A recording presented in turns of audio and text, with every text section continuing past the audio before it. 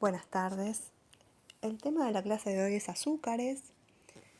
Vamos a comenzar hablando de carbohidratos. ¿Sí? Vamos a definir a estos carbohidratos, vamos a clasificar a los carbohidratos y vamos a diferenciarlos de los azúcares.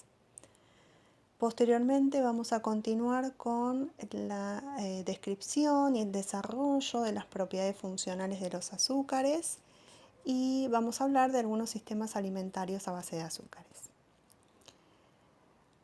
Antes de comenzar con la definición y la clasificación de carbohidratos, vamos a hacer un breve repaso de la teórica anterior sobre sistemas materiales.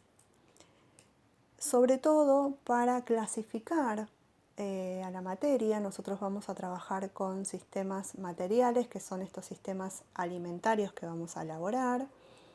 Y es muy importante definir materia, clasificar esta materia para poder identificar los compuestos y para poder identificar los elementos que forman parte de estos compuestos.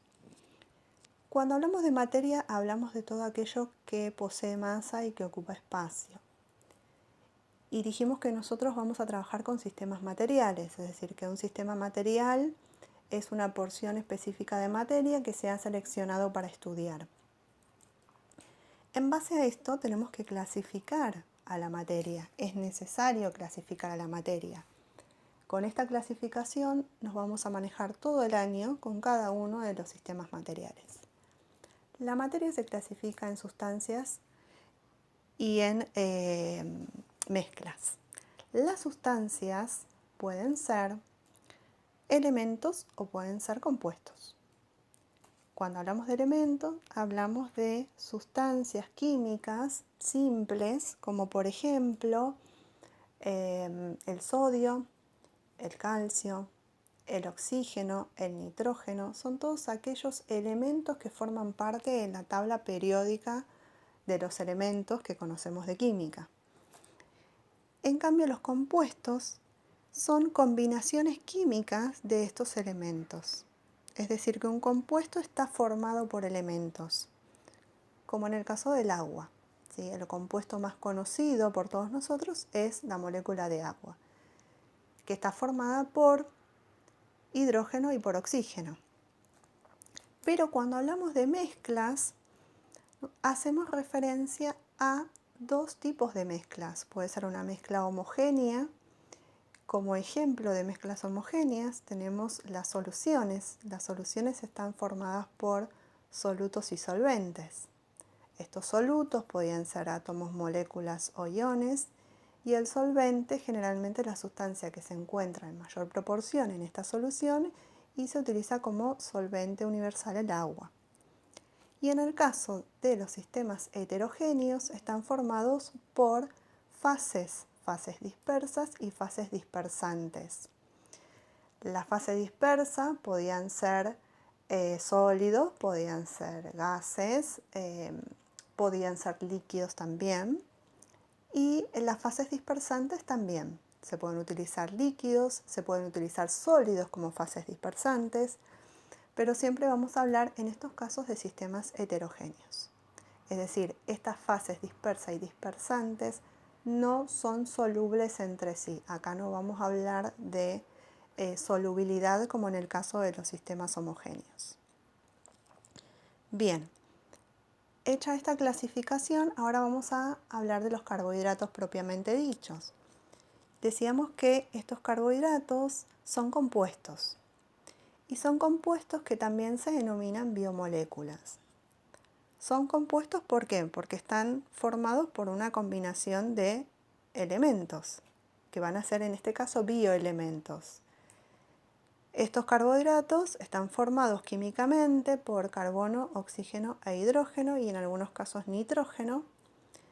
Y decimos que son biomoléculas. No son las únicas biomoléculas con las cuales vamos a trabajar durante el año. Además, vamos a trabajar con lípidos, con proteínas que también son biomoléculas.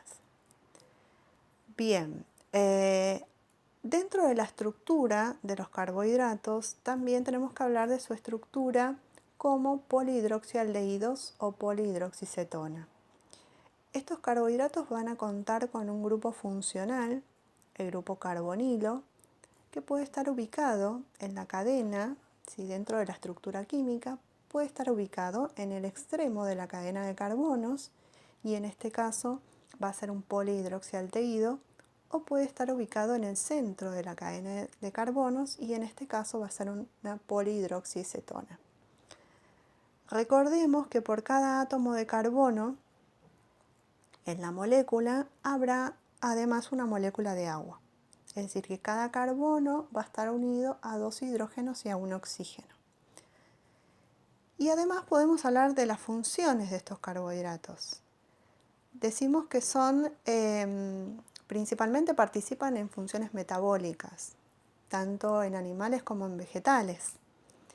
Participan en la función energética de todos los seres vivos. En el caso de los vegetales, por ejemplo, forman parte del almacenamiento de energía química, como es el caso de los almidones, que forman parte de la reserva de energía en estos carbohidratos, pero además no solamente participan como reserva energética, sino que también tienen una función estructural muy importante.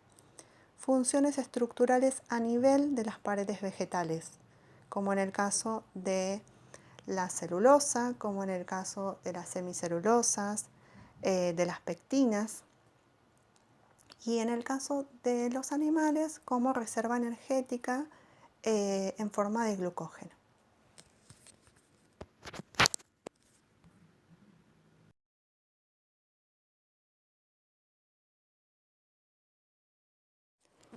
Continuamos con la clasificación de carbohidratos. Ahora los vamos a clasificar en función de las unidades monoméricas. En primer lugar nos encontramos con los monosacáridos. Los monosacáridos están formados por una sola unidad monomérica, es decir, que están formados por una sola molécula. Como ejemplos conocidos de monosacáridos tenemos la glucosa, la fructosa y la galactosa. Cuando hablamos de glucosa, también se la llama dextrosa, es decir, que como glucosa pueden encontrar un sinónimo de glucosa que es dextrosa, la palabra dextrosa.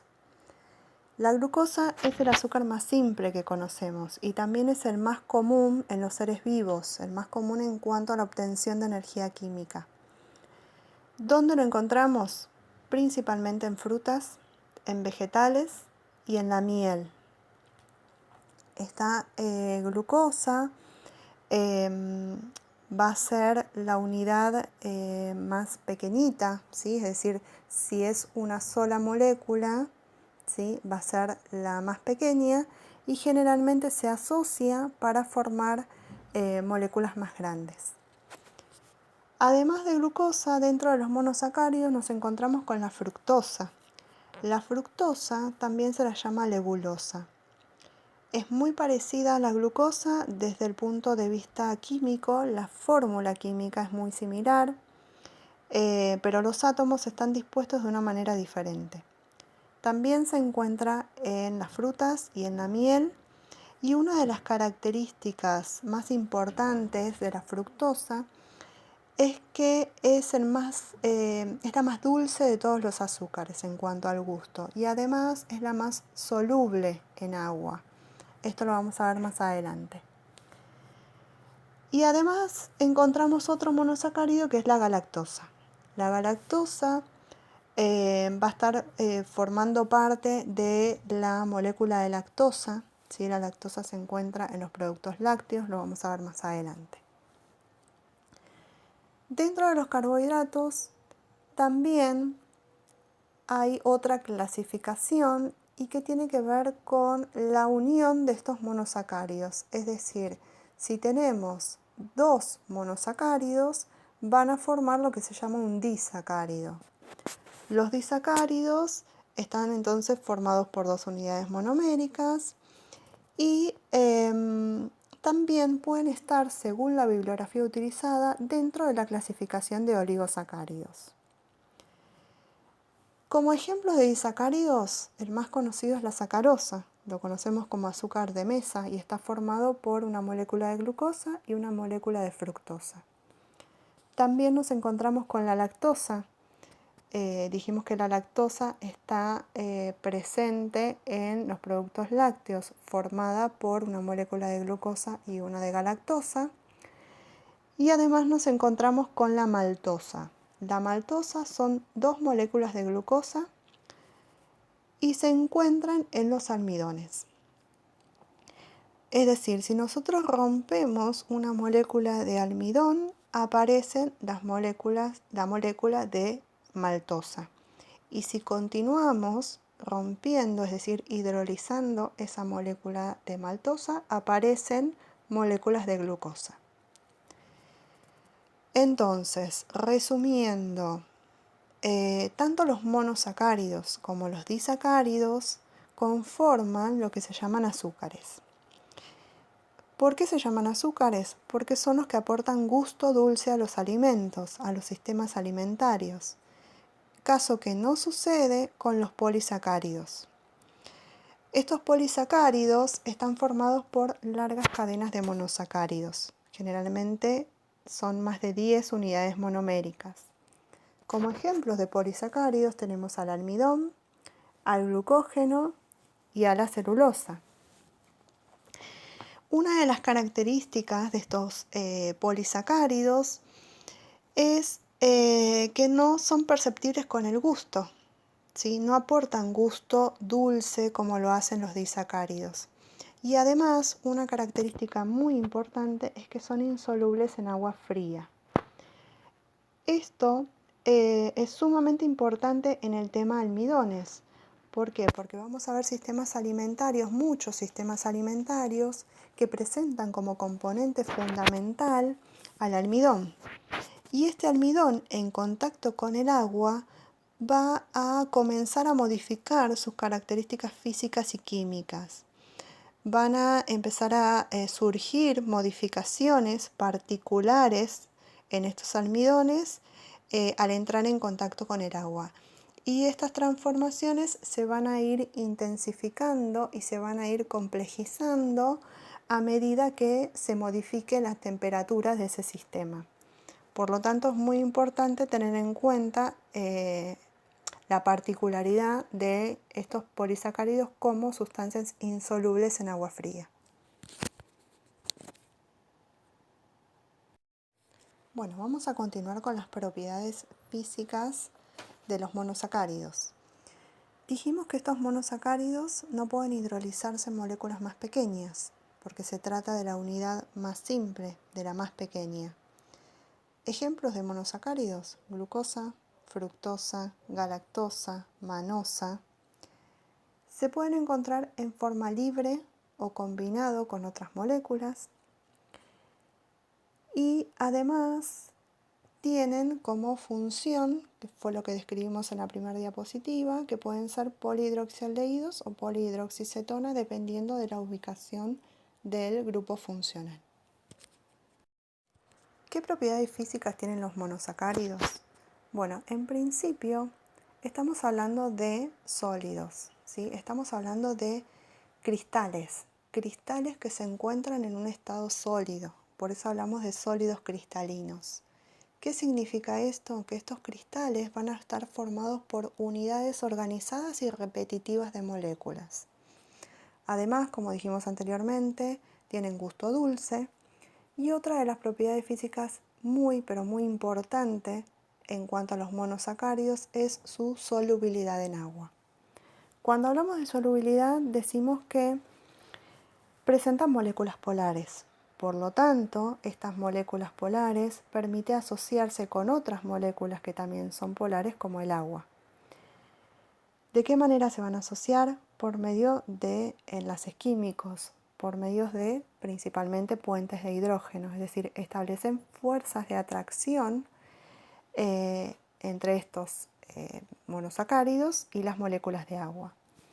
Esto es lo que hace posible solubilizar o disolver moléculas como la glucosa en agua, por ejemplo. Esta capacidad de asociación permite la disolución de este tipo de moléculas. La solubilidad es una de las características más importantes en el caso de los monosacáridos. No nos vamos a quedar únicamente con el gusto dulce. ¿Por qué? Nosotros vamos a trabajar durante todo el año con sistemas alimentarios con altas concentraciones de azúcares, principalmente mono y disacáridos, y agua.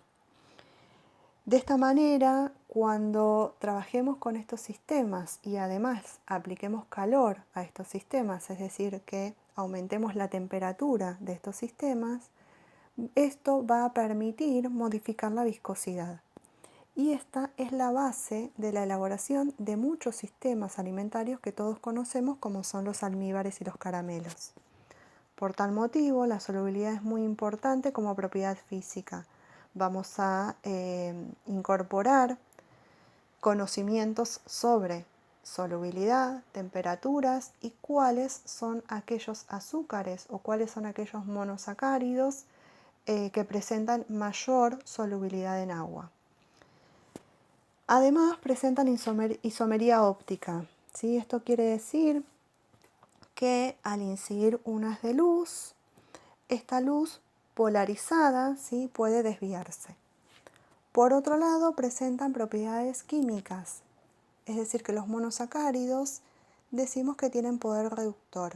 O sea, dentro de estas propiedades químicas, una de las más importantes es que tienen poder reductor. Esto significa que los grupos aldehídos o cetonas pueden oxidarse a carboxilos.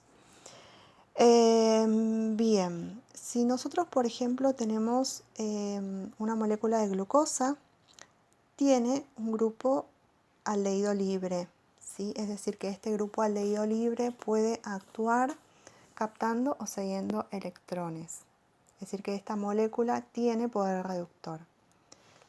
La mayoría o casi todos los monosacáridos son reductores, cosa que no sucede con los disacáridos. Los disacáridos, como la sacarosa, carecen de poder reductor. ¿Por qué? Porque esta sacarosa no tiene ningún carbonilo libre para poder actuar con otra molécula. La molécula de sacarosa dijimos que estaba formada por glucosa y fructosa. Esta glucosa y esta fructosa están unidas por un enlace, es decir, que no hay ningún carbonilo libre en esa molécula para actuar con otra. Además, como propiedad química, poseen la capacidad de asociarse con un grupo amino. Este grupo amino proviene de las proteínas. Si nosotros contamos con un carbohidrato, con un monosacárido, y además en ese alimento hay un grupo amino porque contamos con proteínas presentes en este alimento, estos dos van a poder asociarse y van a formar, ¿sí?, van a desarrollar mediante la aplicación de calor una reacción que tiene que ver con el oscurecimiento. Se llama reacción de oscurecimiento o pardeamiento no enzimático, también conocida como reacción de Maillard, que lo vamos a ver al final de la clase, y se produce básicamente al entrar en contacto un grupo carbonilo de un carbohidrato y un grupo amino de una proteína, y además requiere mucho calor, ¿sí?, mayor a 120 grados, necesitamos una temperatura muy alta, y esta reacción se desarrolla fundamentalmente en un medio seco, ¿sí? Cocción, necesitamos sustratos, carbonilos, aminos y mucha temperatura para que aparezca esta reacción. También pueden reaccionar con ácidos, pueden reaccionar con otros grupos como son los fosfatos y sulfatos, que los vamos a ver más adelante con ejemplos alimentarios a medida que avancemos en la cursada, y se pueden unir a otros monosacáridos para formar moléculas más grandes. Con respecto a los oligosacáridos, decimos que están constituidos por más de 2 unidades monoméricas. Dentro de la clasificación de oligosacáridos se encuentran los disacáridos, como por ejemplo la sacarosa. Dijimos que esta sacarosa está compuesta por glucosa y por fructosa. Una molécula de glucosa y una de fructosa van a formar una molécula de sacarosa, y que es el disacárido más abundante en los tejidos vegetales. En nuestro país se extrae de la caña de azúcar, pero también puede obtenerse de otras variedades, como por ejemplo la remolacha azucarera. Y la sacarosa es, de todos los azúcares comunes, el que tiene mejor combinación, ¿sí?, en función a sus propiedades, es decir, tiene la combinación de propiedades más útiles, sobre todo desde el punto de vista culinario. Como características físicas dijimos que es un carbohidrato dulce, es el segundo más dulce de todos los carbohidratos después de la fructosa, pero es muy importante recalcar que es el único que tiene un sabor agradable incluso en altísimas concentraciones. Por ejemplo, nosotros podemos elaborar un sistema alimentario de sacarosa y agua y con solo disolver 2 partes de sacarosa en una parte de agua a temperatura ambiente, esta sacarosa puede disolverse completamente en ese solvente. Es decir, con 2 partes de sacarosa y una parte de agua a temperatura ambiente, esta sacarosa se puede disolver por completo. Además, dijimos que no tiene poder reductor, ¿sí?, porque no puede captar ni ceder electrones, pero sí puede ser hidrolizado. Puede ser hidrolizado por medio de ácidos o enzimas, esto lo vamos a ver en detalle más adelante, y cuando esto sucede, la hidrólisis de la molécula de sacarosa, obtenemos como producto lo que se llama azúcar invertido. Esto implica la ruptura de esa molécula de sacarosa por completo y va a dar como resultado otros componentes, es decir, sus componentes básicos, como ser la glucosa y la fructosa, y además vamos a obtener una molécula de agua producto de esta hidrólisis. Existen otros disacáridos, además de la sacarosa, como por ejemplo la maltosa. Esta maltosa está formada por 2 moléculas de glucosa. La lactosa, que está compuesta por glucosa y galactosa, y la rafinosa, que en realidad es un oligosacárido formado por 3 moléculas, por glucosa, fructosa y galactosa. Estos, por ejemplo, en el caso de la rafinosa, se encuentra fundamentalmente en alimentos como las legumbres. Con respecto a los polisacáridos, decimos que son polímeros de alto peso molecular y están constituidos por varios tipos de monosacáridos unidos covalentemente por enlaces glicosídicos. Cuando hablamos de enlaces covalentes, decimos que es un tipo de enlace llamado fuerte, de alguna manera. Cuando 2 átomos tienen afinidades aproximadamente iguales por los electrones, los comparten en lugar de captarlos o de cederlos. En general, estos enlaces covalentes son fuertes y además son estables a temperaturas normales, es decir, no se rompen en un número significativo a menos que apliquemos alguna técnica o que apliquemos sobre ellos algún tipo de energía en particular, como por ejemplo si los sometemos a la acción del calor, o si adicionamos sustancias químicas o reactivos químicos, como por ejemplo acidificar ese medio. Entonces, de esta manera estaríamos rompiendo estos enlaces. Pensemos que las moléculas con enlaces covalentes pueden disolverse en agua y lo hacen generando moléculas intactas, es decir, que el resultado de estas uniones es la de obtener moléculas eléctricamente neutras. Bien, continuando con la clasificación de polisacáridos, decimos que según su función pueden ser polisacáridos de reserva, como por ejemplo el almidón. Hablamos del almidón como reserva energética en vegetales. Este almidón lo podemos encontrar en los cereales, en las semillas, en las legumbres, en tubérculos, ¿sí?, como por ejemplo la papa, la batata, y en algunas frutas. Y además tenemos otros polisacáridos de reserva, como por ejemplo el glucógeno. El glucógeno es la reserva química en animales, es decir, que sería algo así como la versión animal del almidón.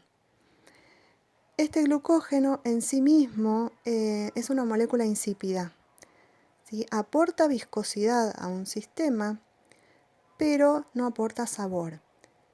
Pero sí se cree, hay material bibliográfico que determina que puede transformarse en moléculas dulces. Es decir, puede formar moléculas como por ejemplo fosfatos de azúcares. Y la aparición de estas moléculas aportaría sabor a algunos alimentos que lo contienen en alta proporción, como por ejemplo en el caso de los moluscos, los mejillones, las almejas, las ostras.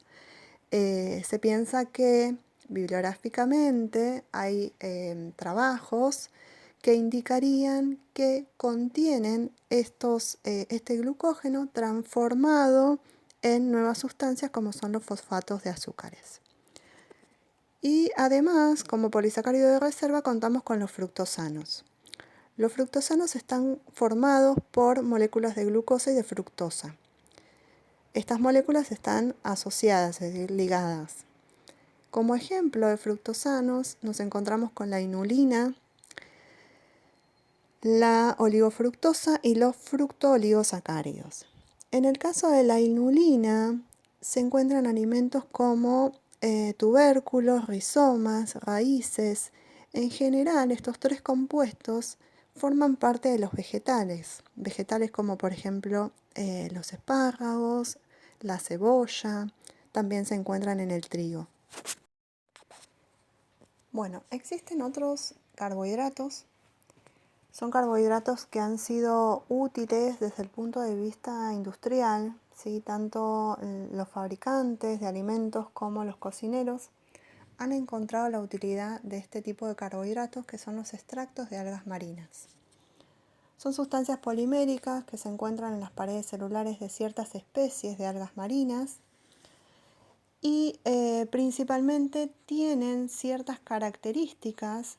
Suele llamarse hidrocoloides, es decir, son sustancias que pueden formar sistemas asociados con el agua, dada su gran afinidad con el agua, y estos sistemas se llaman hidrocoloides. Es decir, que modifican viscosidades, modifican texturas en los alimentos. Por este motivo, es muy útil desde el punto de vista culinario. Muchas veces en la cocina encuentran estos elementos como útiles para espesar o para gelificar ciertos alimentos como líquidos o también para ayudar a estabilizar emulsiones alimentarias. Entre los más conocidos encontramos a la agarosa, más comúnmente llamado agar-agar, los carragenos o carrageninas, los alginatos, la goma guar, la goma de algarroba, la goma gelán y la goma santán. Todas estas sustancias se encuentran en estos extractos y permiten gelificar, estabilizar, emulsionar. Son muy útiles desde el punto de vista industrial. Se utilizan en la elaboración de postres, por ejemplo, postres lácteos, en la elaboración de sistemas como las gelatinas. Se utilizan en sistemas alimentarios que contienen grandes cantidades de proteínas y materia grasa, como una manera de estabilizar también emulsiones alimentarias. En aquellos sistemas donde encontramos grasas, proteínas y una fase acuosa, es muy importante obtener un sistema estable. Por este motivo suelen utilizarse los hidrocoloides que van a aportar, además de viscosidad o textura particular a ese sistema, favorecen la estabilidad, es decir, evitan que por algún motivo estas emulsiones se desestabilicen o se rompan. Bueno, vamos a desarrollar el tema azúcar propiamente dicho. Fundamentalmente carbohidratos simples, vamos a hablar de sacarosa, la extracción de esta sacarosa y vamos a continuar con las propiedades funcionales. Ya definimos carbohidratos, definimos la clasificación, los clasificamos y además hablamos de sus propiedades físicas y químicas. Ahora vamos a definir la fuente de extracción de esta sacarosa natural. Nuestra primera fuente de extracción fue y es la caña de azúcar. En el caso de la sacarosa, se extrae de los tallos de la caña de azúcar. Estos tallos contienen en sus jugos altas concentraciones de sacarosa. Se cultivan en América y gran parte de lo que se cultiva se exporta a países europeos. Pero además de la fuente de extracción de sacarosa mediante la caña de azúcar, existe otro cultivo que es la remolacha azucarera. La remolacha azucarera surgió en países nórdicos que por cuestiones climáticas no podían cultivar caña de azúcar, y en este caso la sacarosa se encuentra en los rizomas de reserva de la remolacha azucarera. En menor proporción aparecen como cultivos de sacarosa el sorgo azucarero y el arce de Canadá. Bueno, la sacarosa se va a clasificar en función del grado de refinación o pureza. Luego del proceso de cosecha, luego de la cosecha, esta caña de azúcar va a pasar por una serie de procesos hasta obtener el azúcar refinado o azúcar de mesa. La caña de azúcar en principio va a ser prensada, se va a obtener un líquido. Este líquido se va a evaporar, es decir, que se va a reducir ese contenido y luego van a aparecer cristales que se van a centrifugar para separarlos y posteriormente se dejan secar. En general, como resultado de esta primera etapa, se obtienen cristales de sacarosa con un color relativamente oscuro, porque al obtenerse del contenido de todos los jugos de esa caña de azúcar contienen melaza. Por este motivo son cristales más oscuros. Para obtener el azúcar refinado propiamente dicho, va a pasar por un proceso en el cual va a contener como cantidad total de sacarosa un 99% de esta molécula. Es decir, estos cristales oscuros van a ir por dos caminos, o puede ir para obtener azúcares menos refinados o para obtener azúcar refinado. Para el proceso de refinación se van a utilizar ciertas sustancias químicas, como por ejemplo dióxido de azufre para blanquear los cristales, o ácido fosfórico e hidróxido de calcio para absorber las impurezas que pueda llegar a tener estos cristales. Posteriormente se dejan secar nuevamente y de este proceso se obtiene el 99% aproximadamente de sacarosa como tal. Eso para obtener azúcar blanca refinada de diferente calidad, de tipo A o de tipo B, y para obtener azúcar rubia. En el caso del azúcar morena, también pasa por este mismo proceso, pero se le adiciona además melaza. Por este motivo, el azúcar morena tiene esta tonalidad, es decir, que es un azúcar refinada, pero que en la etapa final de la elaboración se le adiciona, se le agrega melaza. Y dentro de los azúcares con menos grado de refinación nos encontramos con la panela y el azúcar mascabo. Con respecto a la clasificación en función del tamaño o de la forma del grano, tiene que ver con la utilidad que se le va a dar a ese azúcar. Pensemos que el azúcar blanco se presenta en diferentes formas. Estas formas se van a diferenciar principalmente por el tamaño de los cristales. Por lo tanto, cuando hablamos de azúcar molida, decimos que los cristales son los más pequeñitos posibles y este azúcar molida también puede transformarse en lo que se llama azúcar en polvo. Cuanto más pequeño es el tamaño de la partícula de sacarosa, va a ser menos perceptible desde el punto de vista organoléptico, es decir, sensorialmente la textura bucal va a ser mucho más delicada, mucho más suave, mucho más fina, y generalmente este tipo de azúcares, cuando hablamos de azúcares en polvo, nosotros los conocemos como azúcar impalpable, este tipo de azúcares contienen un pequeño porcentaje de almidones. Esto es para absorber la humedad y evitar el apelmazamiento del azúcar, ¿sí? Del compuesto. Por este motivo, los azúcares impalpables tienen un ligero sabor a harina y pueden llegar a producir una sensación harinosa en la lengua. En el caso de los azúcares cristalizados o azúcar granulada, los cristales son de mayor tamaño. En este caso se utilizan generalmente en la cocina, es decir, son sustancias que nos permiten elaborar sistemas con otras características organolépticas. Muchas veces el cocinero lo utiliza para decorar platos al horno, para hacer confituras, para darles una apariencia mucho más cristalina o mucho más transparente a un sistema alimentario. Por este motivo, nosotros vamos a utilizar este azúcar granulada, la sacarosa de mesa que todos conocemos, para la elaboración de sistemas alimentarios como por ejemplo almíbares o caramelos.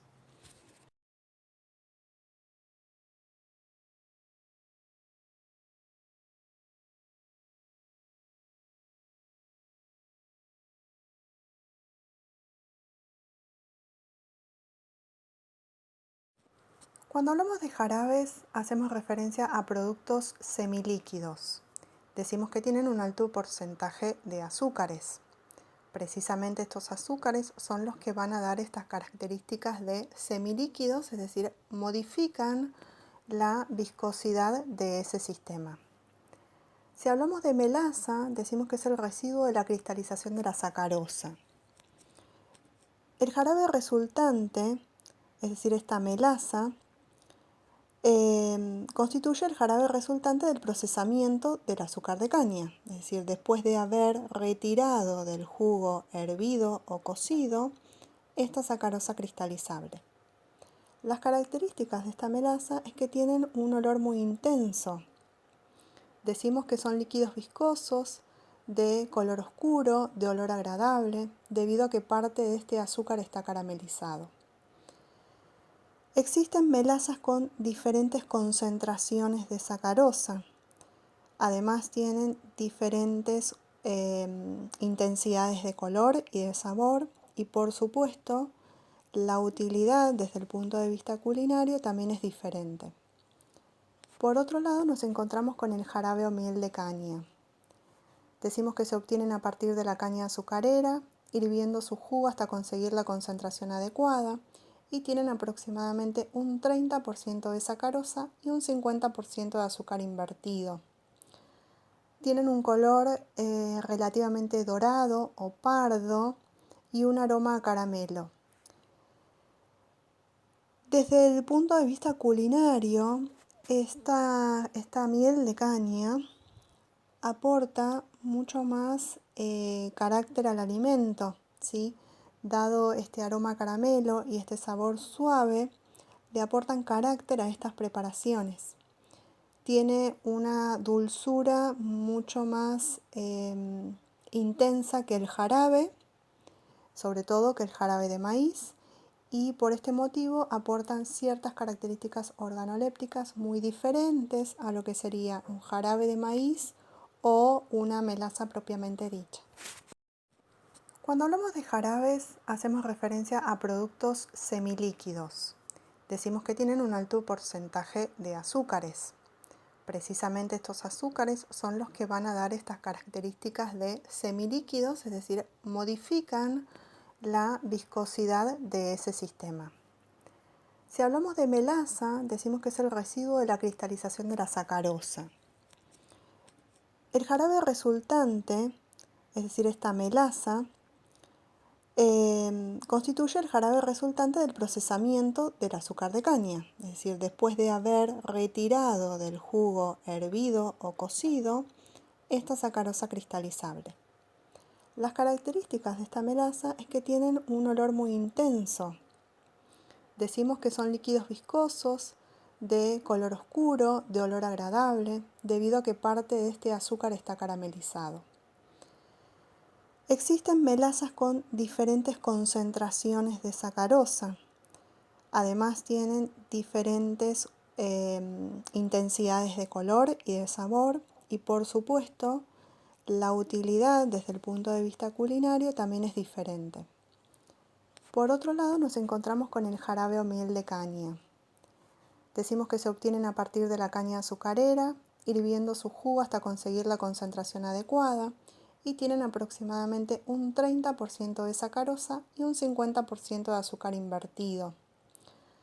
Tienen un color relativamente dorado o pardo y un aroma a caramelo.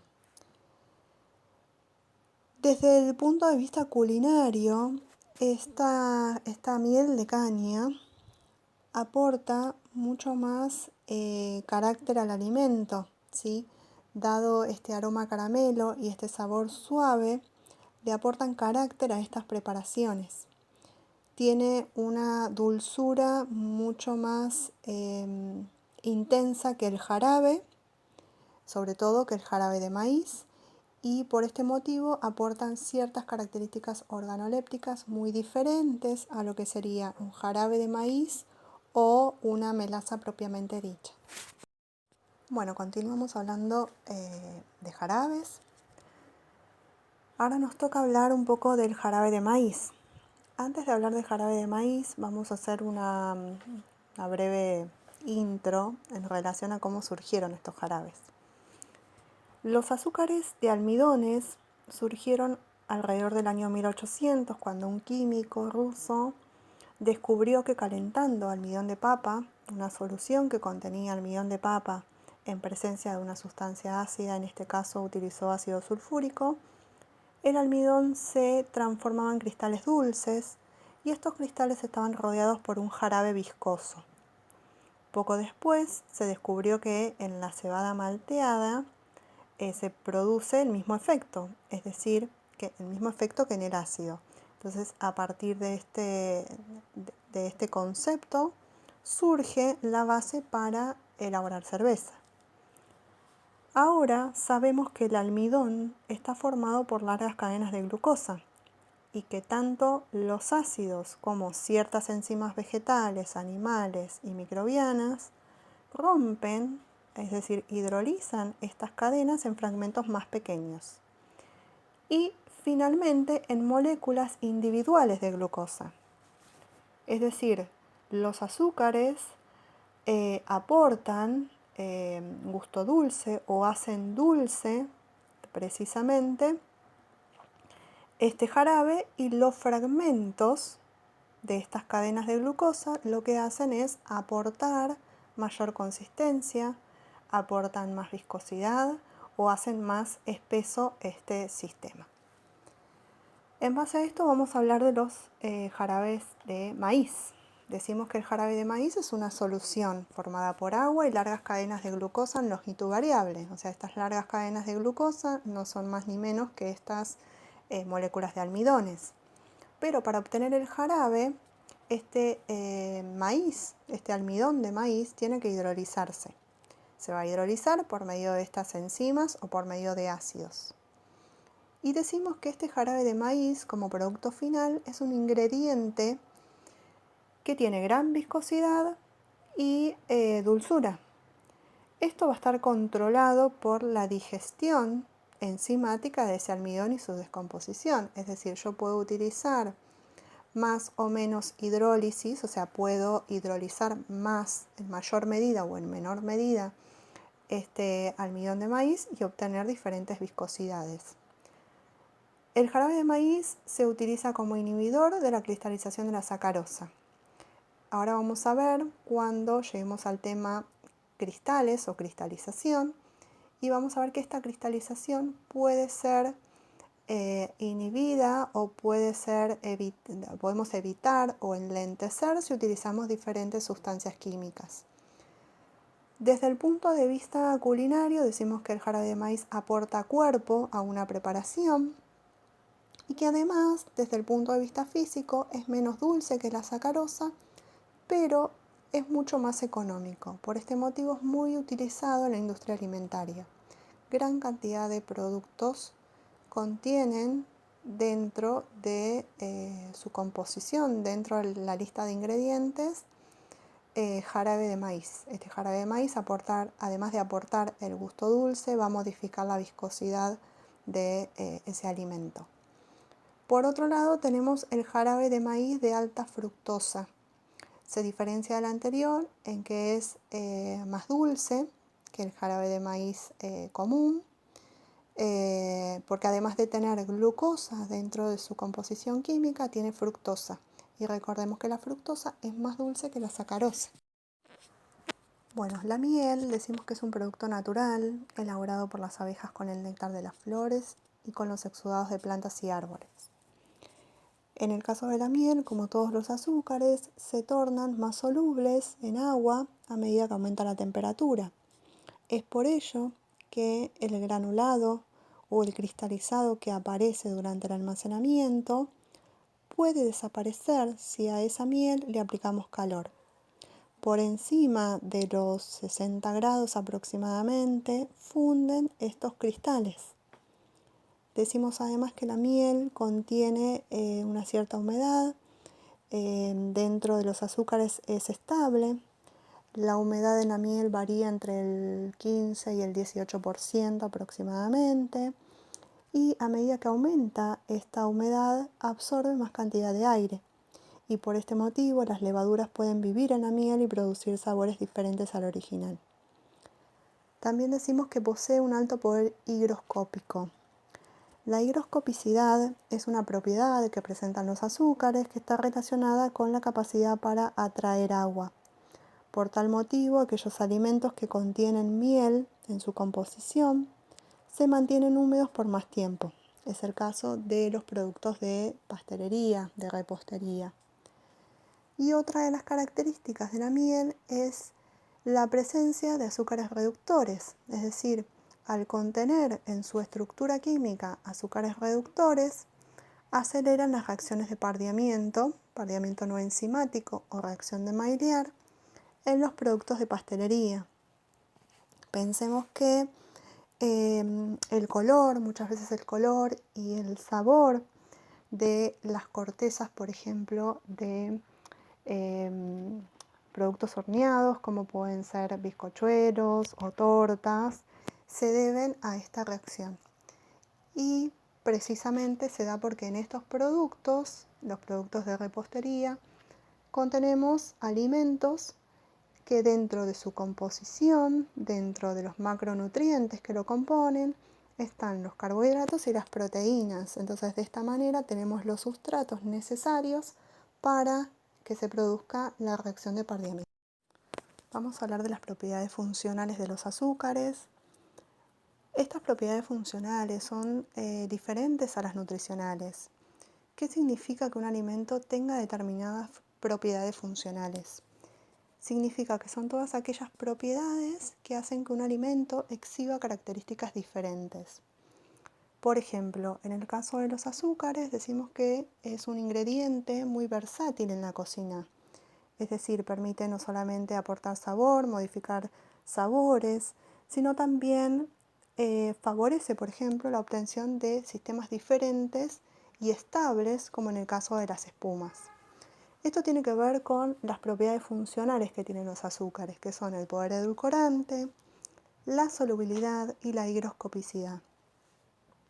Nosotros tenemos alimentos, y estos alimentos sabemos que están compuestos por moléculas muy pequeñas que se van a modificar física y químicamente a nivel microscópico. Pero nosotros no percibimos esas modificaciones de una manera microscópica, sino que lo hacemos de una manera macroscópica. Lo percibimos a través de los sentidos, del gusto, del olfato, del tacto. Entonces, todas estas propiedades funcionales van a ser percibidas a nivel macroscópico por medio de los órganos de los sentidos.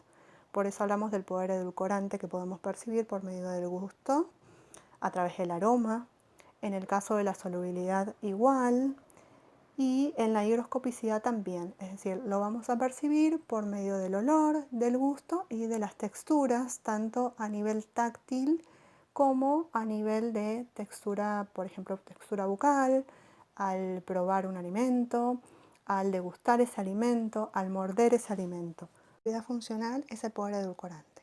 Cuando hablamos de poder edulcorante, decimos que se determina en relación con la sacarosa, es decir, que se toma como referencia, azúcar de referencia, a la sacarosa.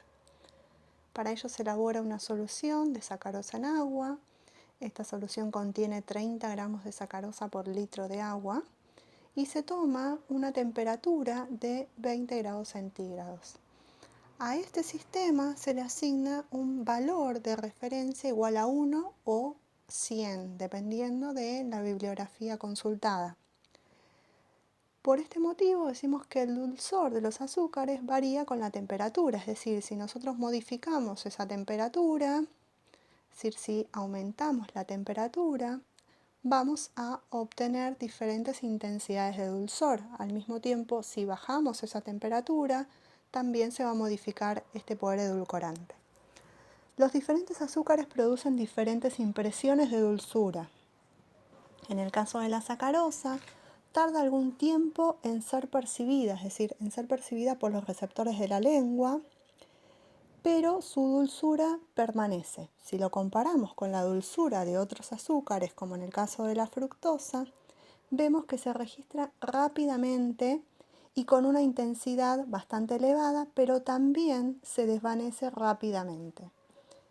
En el caso del jarabe de maíz, tarda un poco más en aparecer esa dulzura, es decir, alcanza un nivel de intensidad máxima y este nivel de intensidad es de aproximadamente la mitad que el de la sacarosa, pero permanece más tiempo esa percepción del gusto dulce.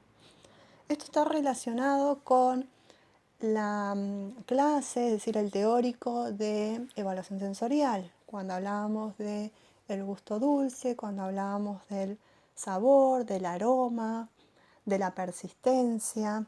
En este caso, los azúcares, si bien algunos detectamos ese gusto dulce más rápidamente que en otros, también vemos que se desvanece más rápidamente que otros.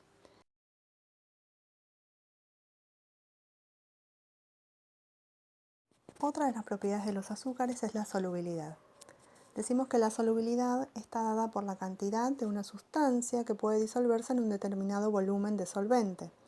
Y esto va a ser en condiciones específicas. Esto es fundamental. Cuando definimos solubilidad, si no definimos a qué temperatura y si no especificamos que va a ser soluble a determinada temperatura y a determinada presión, esa definición está mal.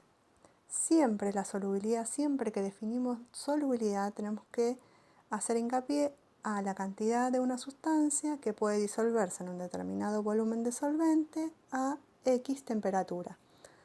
¿Por qué esto es importante? Porque la solubilidad va a variar a medida que se modifica esa temperatura. La solubilidad se explica químicamente por las interacciones intermoleculares que se establecen por medio de fuerzas de atracción.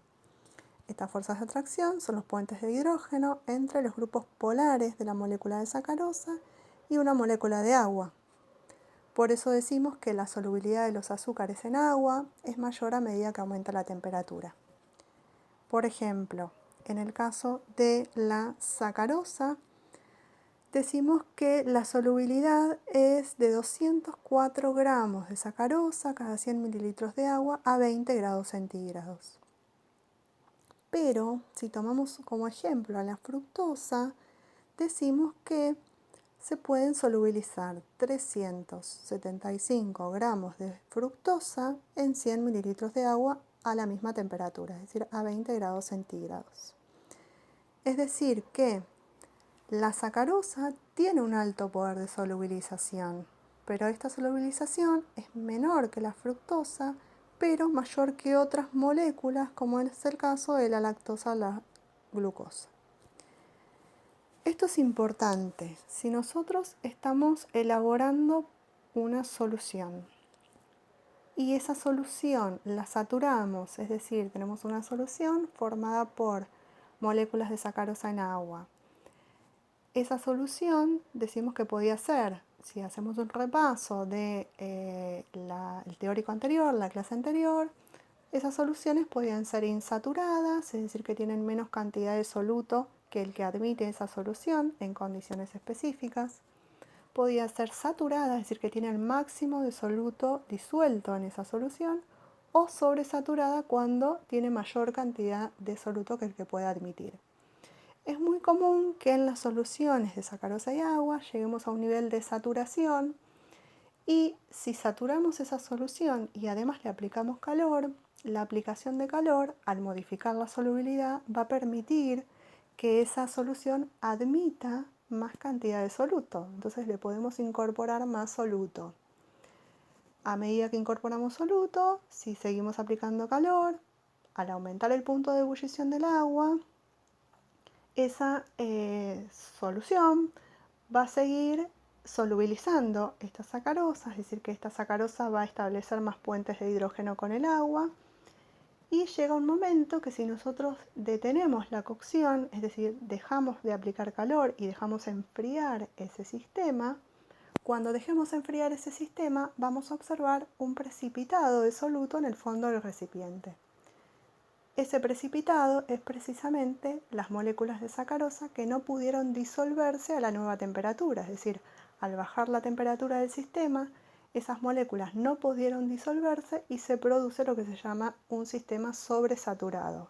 Se puede observar en el fondo del recipiente estos cristales de sacarosa que no fueron disueltos debido a la disminución de la temperatura de la solución.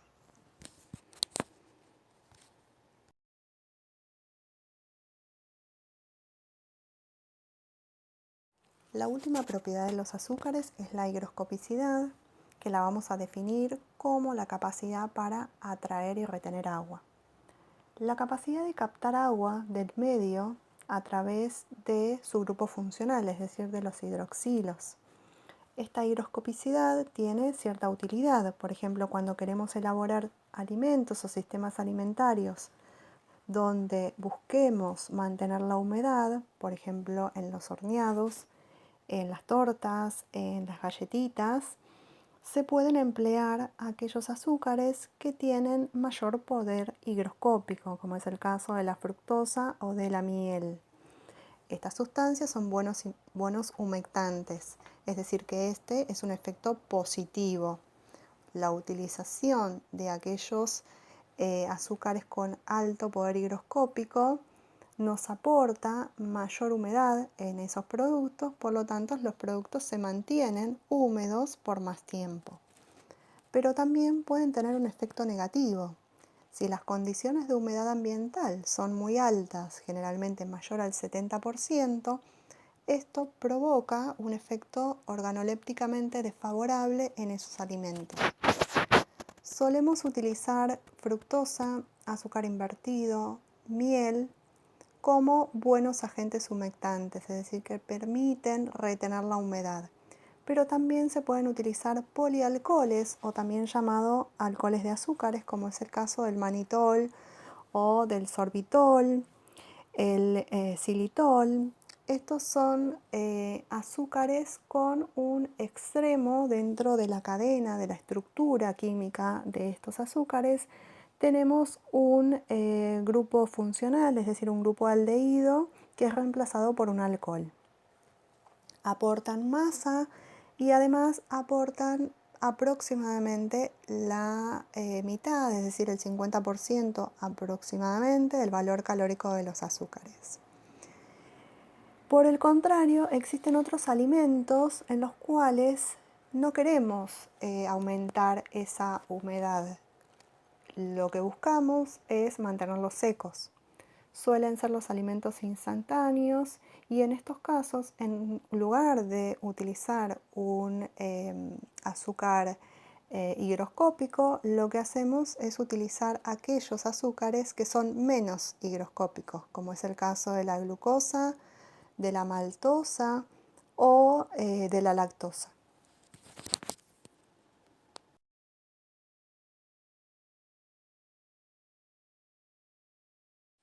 Continuamos con las reacciones de pardeamiento o de oscurecimiento.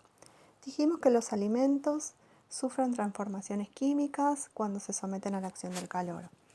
Una de esas reacciones es la reacción de pardeamiento, que producen cambios en el sabor y en el color. Se llama precisamente pardeamiento porque se modifica el color de estos alimentos. El color puede pasar de un amarillo a un pardo, a un color rojo o inclusive negro. Existen dos reacciones de pardeamiento o de oscurecimiento. Una de ellas es de naturaleza no enzimática, que es la que vamos a ver en la clase de hoy, y la otra es de naturaleza enzimática. En este caso, las reacciones enzimáticas las vamos a ver más adelante cuando desarrollemos el tema vegetales y frutas. Dentro de las reacciones de naturaleza no enzimática encontramos la reacción de Maillard. Dijimos que la reacción de Maillard se va a dar entre un compuesto carbonilo que proviene de un azúcar reductor y un compuesto amino de una proteína. Esto lo nombramos al principio de la clase. También desarrollamos las reacciones de pardeamiento en la sacarosa mediante la caramelización, pero también existen otras dos reacciones de pardeamiento. Una de ellas es la oxidación del ácido ascórbico. En este caso vamos a ver que se parte a partir de la oxidación del ácido ascórbico o vitamina C y es catalizada por el pH, es decir, esta reacción se va a dar a un pH bajo y en este caso también van a producir compuestos de color marrón. En este caso, el ácido ascórbico se somete a la acción química similar a la de los azúcares, a excepción que los aminoácidos no son necesarios para que se dé este pardeamiento. En el caso de la peroxidación de los lípidos, se debe a la acción del oxígeno y a las especies reactivas del oxígeno sobre los ácidos grasos que componen estos lípidos. Estos se van a oxidar, van a formar compuestos como aldehídos y cetonas, reaccionan con los aminoácidos y van a formar pigmentos pardos. Esto es igual que en la reacción de Maillard. Ahora vamos a desarrollar la reacción de Maillard propiamente dicha. Bueno, en el caso de la reacción de Maillard, decimos que necesitábamos sustratos. Estos sustratos eran compuestos carbonilos y compuestos aminos y además necesitábamos temperatura. La secuencia comienza con la reacción entre una molécula de hidrato de carbono, es decir, un azúcar libre, o ligado a una cadena de almidón. Puede ser la glucosa y puede ser la fructosa, que son las más reactivas, son más reactivas que la sacarosa. A esto se va a unir un aminoácido. Este aminoácido puede estar libre o puede estar formando parte de la cadena de proteínas. Se va a formar una estructura intermedia inestable. A su vez, esta estructura experimenta nuevos cambios, producen cientos de subproductos o compuestos diferentes. Estos compuestos van a aportar color y sabor y aromas distintos al aroma inicial o al color inicial. El resultado de todo esto va a ser un compuesto pardo. Va a tener más sabor, va a tener más aroma. Los sabores de Maillard son mucho más complejos que, por ejemplo, los sabores que se generan en la caramelización. ¿Por qué motivo? Porque en Maillard participan aminoácidos. Entonces, además de azúcares reductores, vamos a tener aminoácidos. Estos aminoácidos van a añadir átomos de nitrógeno, de azufre a esta mezcla de carbonos, hidrógenos y oxígenos que contienen los carbohidratos y a partir de esto se va a formar, así se forman nuevas familias de moléculas, es decir, nuevas notas aromáticas y sápidas. Por otro lado, hay que recalcar que en el caso de Maillard, además de estos sustratos, dijimos que necesitábamos temperaturas altas y se daba en presencia de calor en un medio seco. Pensemos que para que se den estas reacciones se necesitan grandes cantidades de energía. Esta energía permite forzar las interacciones moleculares iniciales que tiene ese sistema. Por este motivo, los alimentos que se cocinan en un medio acuoso, es decir, en un medio húmedo, que se cocinan en agua, no sufren reacción de Maillard. En estos alimentos no cambia el color, es decir, que se mantienen pálidos o blanquecinos y mucho más blandos, por decirlo de alguna manera, en cuanto a la consistencia, por el simple hecho de que la temperatura del agua no supera los 100 grados. Entonces el agua comienza a evaporarse a partir de los 100 grados. A esta temperatura no es posible desarrollar estos aromas, estos sabores y esta coloración que se produce en la reacción de Maillard.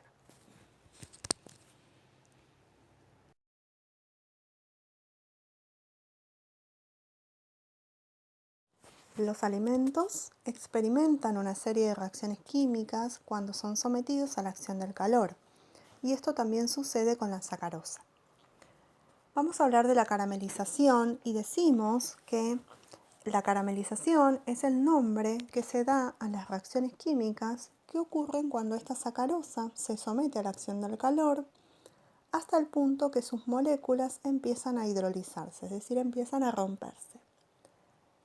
Esta destrucción desencadena una serie de reacciones químicas y como consecuencia de estas reacciones químicas aparecen compuestos nuevos, compuestos diferentes a la sacarosa original, algunos de los cuales son pequeños fragmentos amargos e intensamente aromáticos, mientras que otros son moléculas más grandes, sin sabor, pero con un color pardo muy intenso.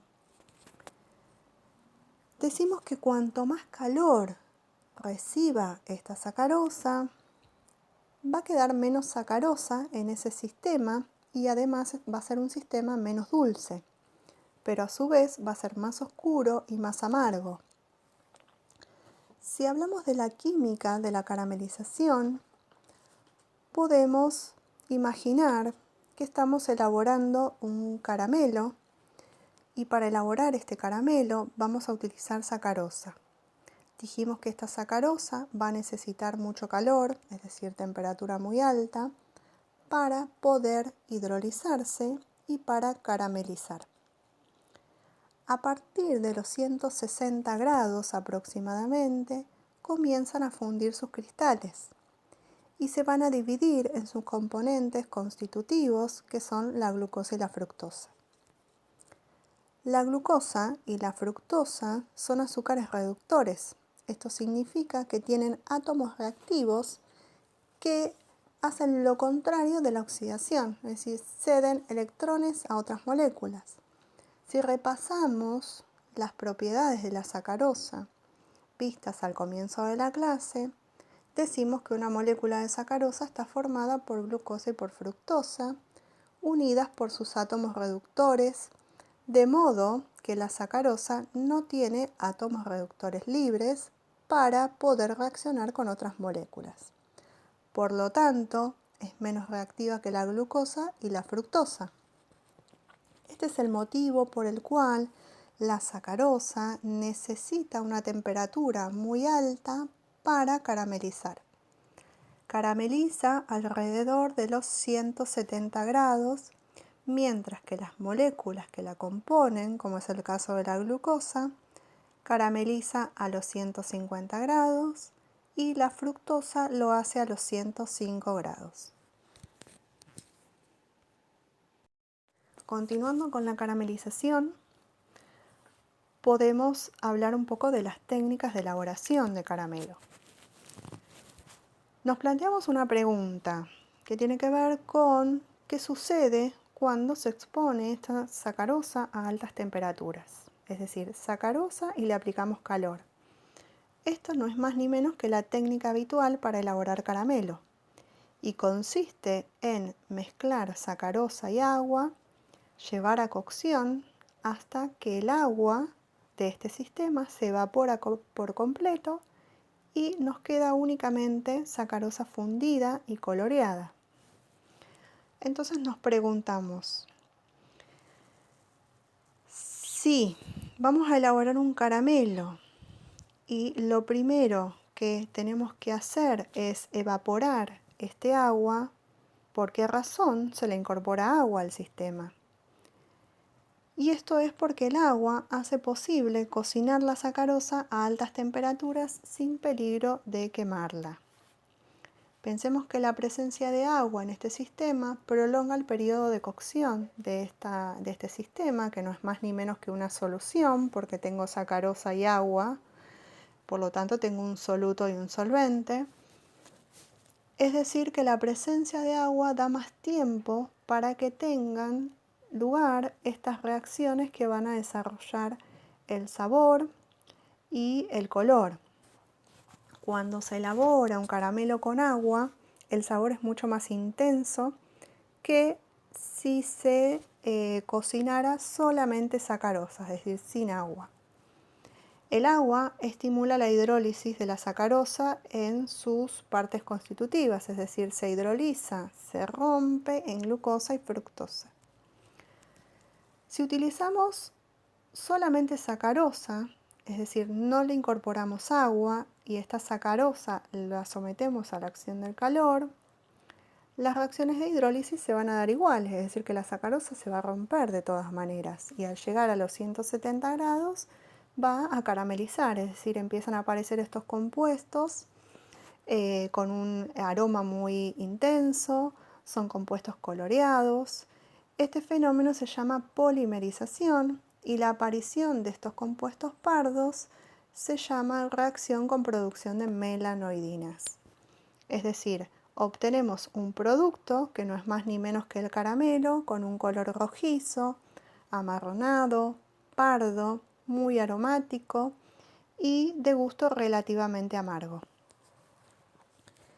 Los compuestos que aportan sabor a este caramelo tienen nombre, es decir, son reacciones químicas y producto de estas reacciones químicas van a surgir compuestos como el furfural, el hidroximetilfurfural, van a ser aldehídos y cetonas y en algunos casos aparece un gusto y un aroma a tostado que proviene del maltol. El maltol se obtiene de la ruptura de la fructosa.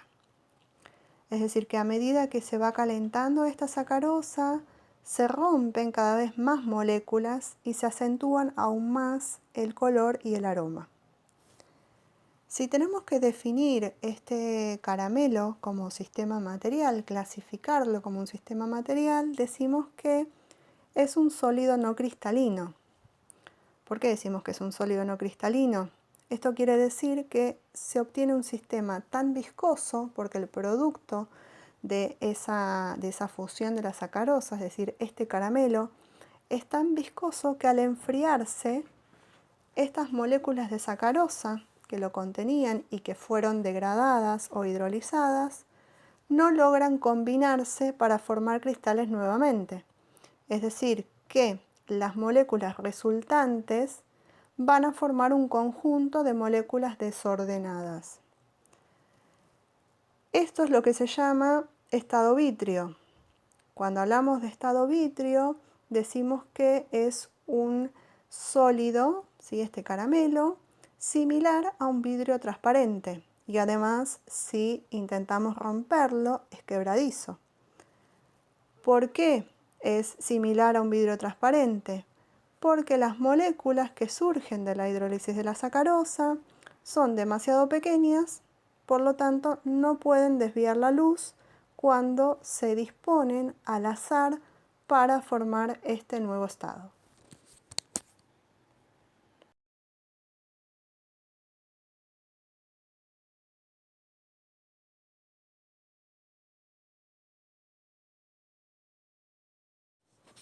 Otra de las transformaciones químicas de la sacarosa es el proceso de inversión o la obtención de azúcar invertido. Esto sucede cuando la sacarosa se hidroliza por medio de ácidos o por enzimas y además se somete a la acción del calor. Cuando se calienta una solución de sacarosa en presencia de algún ácido, ¿sí? Este ácido puede ser una incorporación, por ejemplo, de ácido acético o alguna sal ácida, o en presencia de enzimas, se rompen sus dos azúcares componentes. Ciertas enzimas, como por ejemplo las invertasa, la enzima invertasa, hace lo mismo, es decir, produce el mismo efecto. Descomponer esta sacarosa en glucosa y en fructosa se llama inversión o proceso de inversión. Y esa mezcla que surge como consecuencia de este proceso se llama azúcar invertido o almíbar invertido. El término inversión se refiere a la diferencia de propiedades ópticas entre la sacarosa y esa mezcla de sus partes componentes, es decir, que su nombre se debe al poder rotatorio de la solución frente a la luz polarizada. Si hablamos de los azúcares invertidos o los almíbares invertidos, decimos que tienen un 75% de glucosa y fructosa y un 25% de sacarosa. Es decir, que este azúcar invertido solo existe en forma de almíbar. ¿Por qué? Debido a que el componente fructosa no cristaliza en presencia de la glucosa y la sacarosa. Por este motivo, cuando hablamos de azúcar invertido, es un producto que resulta útil en confitería, ¿sí? Sobre todo para limitar la aparición de cristales en un sistema. Lo que hace este azúcar invertido es disminuir el tamaño de los cristales que puedan aparecer en algún producto de repostería. De acuerdo a esto, decimos que como resultado de la inversión se obtienen glucosa, fructosa y una molécula de agua, que es un sistema homogéneo, ¿sí? Decimos que es una solución de color amarillento y traslúcido, que tiene mayor poder edulcorante que la sacarosa, que además retiene agua, que es higroscópico. Por este motivo origina productos pegajosos y que evita la cristalización de la sacarosa, como mencioné anteriormente. En los jugos de fruta se puede encontrar este azúcar invertido. Durante el almacenamiento de estos jugos se da ese proceso de inversión, y también se encuentra en la miel en el estado natural, ya que las abejas en su saliva tienen la enzima invertasa y lo convierten de una manera natural. Entonces decíamos que se produce por la acción de ácidos orgánicos, que podía ser el ácido acético, cítrico, clorhídrico, y sales ácidas como el cremor tártaro. El cremor tártaro se suele utilizar en repostería y en confitería, y se someten estos compuestos con, además obviamente con la sacarosa y con el agua, se someten a la acción de altas temperaturas, a la acción del calor, y se produce esta hidrólisis. Para que esto se dé, tienen que actuar bajo determinadas condiciones de pH. Generalmente el pH es de alrededor de 4, y de esta manera se produce el proceso de inversión.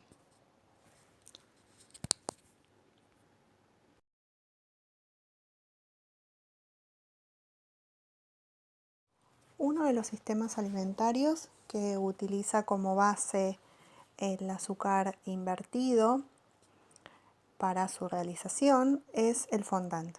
El fondant es un dulce cristalino, se elabora, es decir, se parte en el proceso de elaboración del fondant a partir de una solución sobresaturada.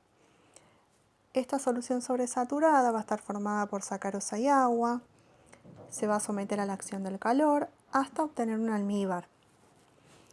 En principio vamos a ver que a medida que esa sacarosa se concentra debido a la evaporación del agua, las moléculas de sacarosa van a empezar a hidrolizarse y vamos a obtener en este punto un nuevo almíbar. Este nuevo almíbar, con otro color, con otras características, no es más ni menos que el azúcar invertido.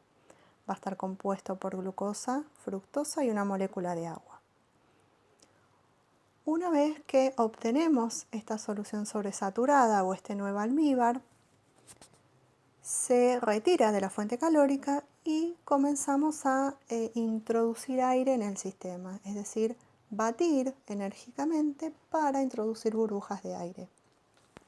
Esto va a hacer que el sistema final tenga una consistencia bastante particular, es decir, va a cambiar la consistencia de este sistema. ¿Por qué? Porque nosotros vamos a tener burbujitas de aire muy pequeñas dentro de este sistema, combinadas con cristales también muy pequeños, productos de la hidrólisis de las moléculas de sacarosa y la aparición de nuevas sustancias.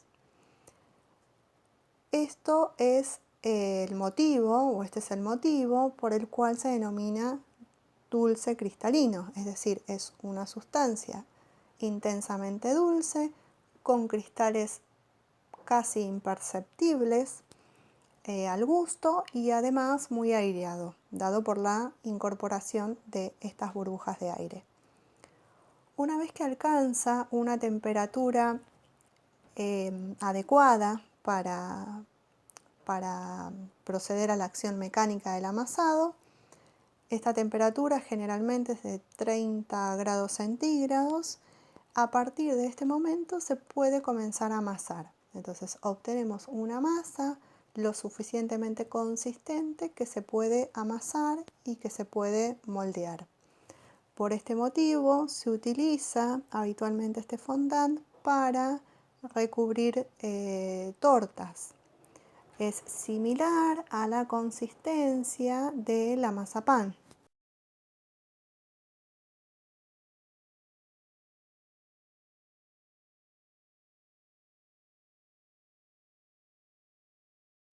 Ahora vamos a hablar de la cristalización de la sacarosa. Decimos que las moléculas de azúcar, las moléculas de sacarosa, tienen una tendencia natural a unirse unas con otras en disposiciones ordenadas y formar de esta manera masas sólidas densas o cristales.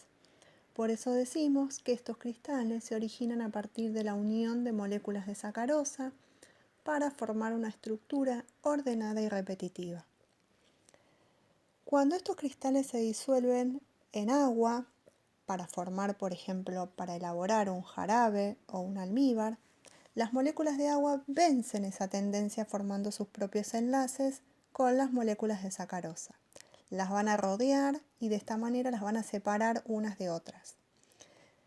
Si las moléculas de sacarosa disueltas en ese jarabe o en ese almíbar están demasiado juntas, es decir, demasiado amontonadas, para que estas moléculas de agua las mantengan separadas, estas moléculas de sacarosa empezarán a unirse nuevamente entre sí y volverán a formar cristales. Cuando la tendencia de una sustancia disuelta a formar enlaces consigo misma está exactamente compensada con la capacidad del agua para impedir esas uniones, hablamos de una solución saturada. Vamos a ver que el punto de saturación va a depender de la temperatura y a la hora de elaborar jarabes esto es fundamental porque vamos a determinar hasta qué temperatura y hasta qué punto deseamos que lleguen ese sistema o esa solución para impedir esta cristalización. En algunos casos, los cristales de azúcar se busca que aparezcan, es decir, que estén presentes en un sistema alimentario, y en otros casos lo que se busca es impedir la aparición de estos cristales.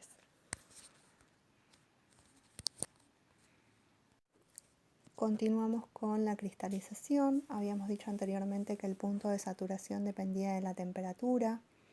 Pensemos que estamos trabajando con un sistema, con una solución, un sistema homogéneo formado por sacarosa y agua.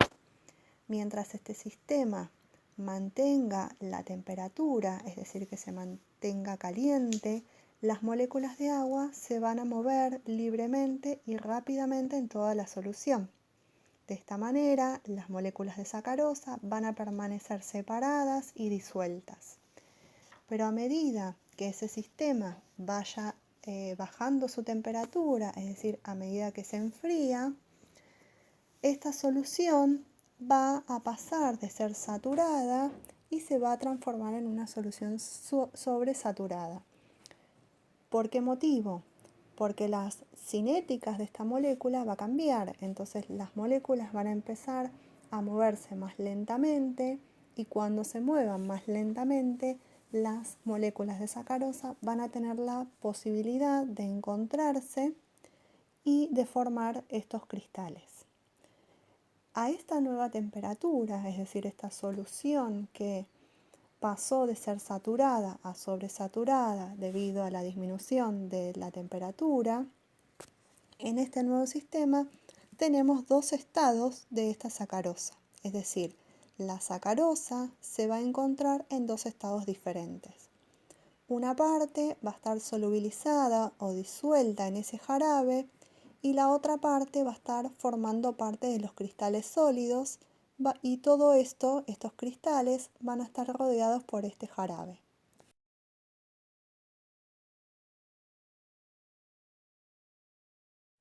Además de la temperatura, hay otros factores que influyen en la cristalización. Uno de estos factores es la agitación. El remover o el agitar un sistema compuesto por sacarosa y agua tiene un efecto importante en cuanto a la cinética. Lo que hace es favorecer el choque de las moléculas de sacarosa de la solución y de esta manera favorece el encuentro de estas moléculas y la formación de un cristal. Además de la agitación o del batido o del movimiento, también influyen los utensilios o los elementos que se utilicen para elaborar ese jarabe. Si utilizamos una cuchara metálica, por ejemplo, al elaborar un jarabe o un almíbar, este metal, al ser un buen conductor de calor, lo que va a hacer es extraer parte del calor de ese sistema. Y al extraer parte del calor, lo va a enfriar más rápidamente y va a favorecer la sobresaturación de ese sistema. Por este motivo, se prefiere utilizar cucharas de madera a la hora de elaborar un almíbar.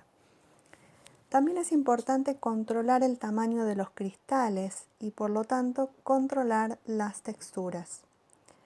En general, los jarabes muy calientes producen cristales gruesos, mientras que los jarabes templados o fríos producen cristales más finos. La explicación de esto está dado porque en el jarabe caliente las moléculas se mueven muy rápidamente y a la superficie de ese cristal llegan más moléculas en un determinado tiempo. Si el jarabe se encuentra templado o frío, esto es más lento, por lo tanto estas moléculas van a tardar más en llegar a la superficie de ese cristal. Por eso los cristales van a crecer más deprisa en aquellos jarabes o en aquellos almíbares que están a altas temperaturas. Con respecto a los limitantes de la cristalización, estas sustancias son importantes para evitar o limitar el crecimiento de los cristales. También se llaman agentes o sustancias de interferencia. En la práctica no es fácil controlar o evitar la cristalización de un jarabe que contiene alta cantidad de sacarosa. Uno de los productos o de los compuestos que puede utilizarse, que es uno de los más utilizados, es el azúcar invertido o este jarabe invertido. Esto se debe a que el azúcar invertido contiene glucosa y fructosa en su composición y esta glucosa y fructosa interfieren con la cristalización de la sacarosa porque se van a fijar temporalmente en la superficie del cristal. Entonces de esta manera van a bloquear el acceso de otras moléculas de sacarosa y de esta manera van a evitar que este cristal aumente su tamaño. Lo mismo sucede con la miel, ya que contiene azúcar invertido en forma natural, y también con la glucosa. O sea, la glucosa y la fructosa impiden el crecimiento o actúan como interferencia. Además contamos con jarabe de maíz. En el caso del jarabe de maíz, limita porque está formado por largas cadenas de glucosa que van a formar una maraña, es decir, van a formar una red que impide el movimiento de las moléculas de agua y de sacarosa. Entonces, de esta manera hace más difícil que esta sacarosa encuentre en este sistema un cristal para incorporarse. Las moléculas de glucosa y de maltosa interfieren del mismo modo que el azúcar invertido. Además, en el caso del jarabe de maíz, es un producto relativamente económico, entonces se utiliza bastante en la industria alimenticia, en la fabricación de alimentos, en reemplazo del azúcar blanco o del azúcar cristalino. En el momento de elaborar dulces o jarabes, debemos determinar el punto final de ese dulce o de ese jarabe, es decir, cuál es la consistencia o la viscosidad a la cual queremos llegar. Este es precisamente uno de los problemas para hacer cualquier tipo de jarabe dulce, es decir, saber cuánto tiempo se cocina ese jarabe, es decir, cuánta agua debemos evaporar para obtener la consistencia deseada. El principal factor que determina la consistencia de un producto elaborado, en este caso jarabes o almíbares, es la concentración de sacarosa en ese jarabe. Para esto, la temperatura de ebullición de ese jarabe es lo que se utiliza como índice. Tanto para obtener dulces cristalinos como no cristalinos, vamos a utilizar un termómetro. Entonces, este termómetro va a determinar a qué temperatura debe llegar ese sistema. En el cuadro que se detalla a continuación, vamos a encontrar los distintos puntos de ebullición, los distintos usos de ese jarabe, y esto nos va a determinar la consistencia, es decir, vamos a trabajar con sistemas como por ejemplo si queremos elaborar un almíbar. En este almíbar lo que vamos a tener que determinar es hasta qué punto tengo que llegar, y para eso utilizamos un termómetro. Cuando lleguemos a una temperatura que se encuentre entre los 102 y los 113 grados centígrados, en ese rango de temperatura vamos a poder retirar ese sistema de la fuente calórica y determinar si la consistencia es la adecuada.